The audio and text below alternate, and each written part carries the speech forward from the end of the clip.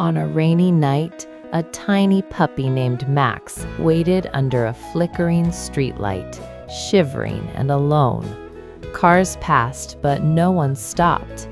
Hungry and scared, he curled beside a closed shop, his soft cries fading into the rain. Just then, a woman knelt, wrapped him in her jacket, and carried him away.